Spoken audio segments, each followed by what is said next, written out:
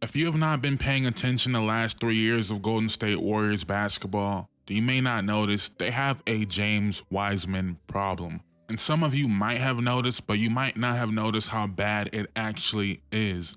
In James Wiseman's career, the Warriors are 21-28 in games that he has played in.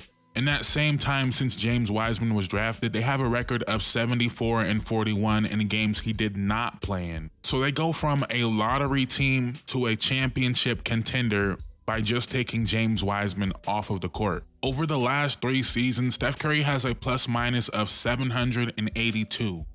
James Wiseman has a negative 176 plus minus with Steph Curry on the court in his career. One could legitimately make the argument that James Wiseman cost Steph Curry his 3rd MVP, because if the Warriors win 5 or 6 more games 2 years ago when Steph Curry was averaging 33 points per game, Steph Curry is going to win that MVP. But they lost so many games trying to figure out a way to integrate James Wiseman into the team. And I do want to be fair to Wiseman in this situation, because he was drafted into really an impossible situation. The only way this would have worked is if James Wiseman was Evan Mobley as far as basketball IQ, as far as defensive ability, as far as just knowing how to play the game. But when the Warriors drafted him, they knew he was a project. They knew he barely played any college ball due to the suspension.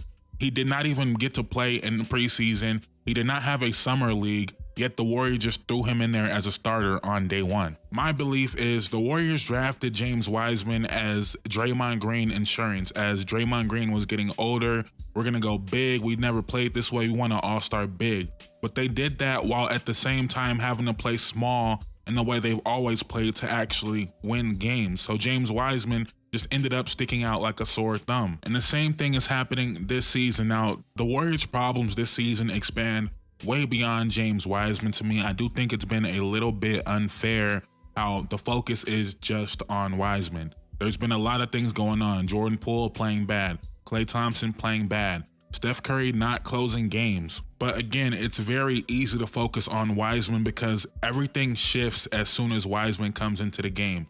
The offense changes. The Warriors have to play a drop coverage now because Wiseman can't defend on the perimeter. It just sticks out very, very badly. As soon as Wiseman checks into the game, the whole energy around the team changes. And it especially sticks out when you consider they have another lottery pick on the bench that actually does what the Warriors do well. If you ask me, the biggest problems with the Warriors team so far this season, besides the starting lineup, which has been good, is the Warriors don't have players that get to the rim, and they have a lack of perimeter defense. Jonathan Kuminga is going to get to the rim, and he's switchable literally 1 through 5. And yes, he's going to have a lot of defensive mistakes off ball. He's going to have a lot of communication errors. But when you watch James Wiseman having the same mistakes, if not worse, and he can't defend a point guard like Jonathan Kuminga can, not that it's fair to ask James Wiseman to do that. That's why I'm saying this whole situation was very unfair to Wiseman. But now Wiseman getting these minutes over Kuminga is very unfair to Kuminga. But the Warriors have essentially backed themselves into a position where, for lack of a better word, they are stuck with James Wiseman. Yes, they could make a trade and potentially get a Jakob Poeltl for James Wiseman, but I don't think Joe Lacob's pride is going to let him do a trade like that. Even though that trade alone would make them a much, much better team this season, I don't see you selling on the number 2 overall pick for Jakob Poeltl. And the Spurs, regardless of what you think about Wiseman, the Spurs should absolutely do that deal if it were presented to them. Jakob's going to be a free agent, yada, yada, yada. I don't want to get into that. That's not the point of this video. Now, James Wiseman, like I said earlier, he has a ton of talent. I'm not ruling out the possibility of him going somewhere else and flourishing. I am kind of starting to rule out the possibility of him being successful alongside Steph Curry and Draymond Green. But more importantly, Steph Curry. And you could say, man, if James Wiseman went to go play with a Chris Paul type of player, maybe he'd look a lot better. But where are those point guards in the league right now? Besides Chris Paul, where are those point guards? And DeAndre Ayton got paid because DeAndre Ayton showed he could defend Nikola Jokic in the playoffs. Jared Allen, he's getting paid for his defense. Unless you are a Nikola Jokic type of offensive player or a Karl Anthony Towns type of shooter, you're not being paid as a big man unless you're playing defense. and all his flaws on offense could be overlooked if he wasn't one of the worst defenders in basketball right now. But again, I want to be fair to James Wiseman by reiterating that it's not only him. The Warriors have another big question: can Jordan Poole and Klay Thompson actually play together? This is the first season where Jordan Poole, Steph Curry, and Klay Thompson are actually trying to play together, and that hasn't really gone well. But that's just easy to turn around and look at James Wiseman and say, yeah, that lineup, that's not going to work when you have a 5 behind you that's not good at defense. And I do want to point out something that maybe you guys will say is unfair, but Jordan Poole's struggles this year, to me, are a lot tied to James Wiseman. Last year, we seen Jordan Poole flourish alongside Steph Curry and or Draymond Green almost at all times. This year, he's being asked to carry the second unit, and it seems like his job is essentially to make James Wiseman look good. If you watch the games, Jordan Poole is looking to feed James Wiseman more than he's looking for his shot, and that's not a healthy diet for Jordan Poole. What made Jordan Poole so special last year is definitely he can create out of nothing. He can create for himself and for others, but he got a lot of those buckets within the flow of the offense. He's not really getting those manning that second unit. And we also know Jordan Poole's shortcomings on the defensive side of the ball. When you put him with one of the worst defending centers in the NBA, it makes him look even worse. And again, is that fair to James Wiseman? No. It's just the situation the Warriors are in right now, where James Wiseman is actually tanking Jordan Poole's value in a lot of ways. I don't know the solution because, like I said, they're not going to sell low on James Wiseman. James Wiseman is making more money than Gary Payton II got paid. I know GP2 is hurt right now, but he'd definitely be a more useful player for this roster. They're just not going to sell him for Jakob Poeltl or whatever backup center you guys want the Warriors to trade for. I'm not sure the solution. I think the solution is play Jonathan Kuminga more, but that's just me projecting. You know, Jonathan Kuminga played very well at times last year. That doesn't mean he's going to be the savior, but I do think playing the guy that could lock up Brandon Ingram for a full possession, a guy that could lock up Jimmy Butler, DeMar DeRozan, Julius Randle.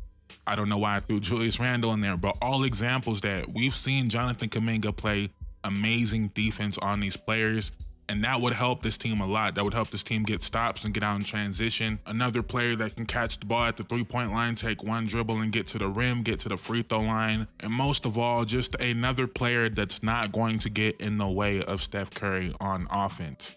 We seen the viral clip going around the other day against the Magic where James Wiseman appeared to be frustrated. He didn't get the ball or something like that. And a lot of Warriors fans took that and ran with it. I understand, you know, the audacity of you to disrespect the GOAT, Steph Curry. I understand that, but you got to give the kid a little bit of leniency there. He's obviously going through a tough time trying to figure this out, but the Warriors, this is just not for him. He's not Kevon Looney. He's not Andrew Bogut. He's just not one of those guys. He's not going to switch out on James Harden like Kevon Looney. He's not one of the best rim protectors of the last 20 years like Andrew Bogut. He's not an elite passing big man like Andrew Bogut. And it's very unfair to him to be confined to that role. If he was drafted to a very bad team, he would have went out there, he would have got up 18 shots a game. He would have looked awesome. He would have put up 20 and 10 easily, and no one would be questioning his defense yet this far into his career.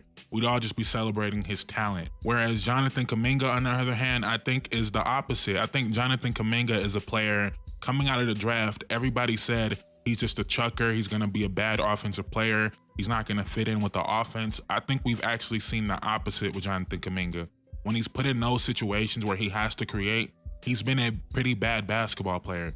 But when he's playing alongside Steph Curry, Draymond Green, he does play defense. He does pick up the point guard full court. He does make timely cuts. He does slash to the rim. When you minimize Jonathan Kuminga's playmaking responsibilities, he actually excels. And I think he showed a lot of potential as a playmaker, but right now he excels in that role. My only issue with Jonathan Kuminga is sometimes he's not rebounding as aggressively as he should be rebounding.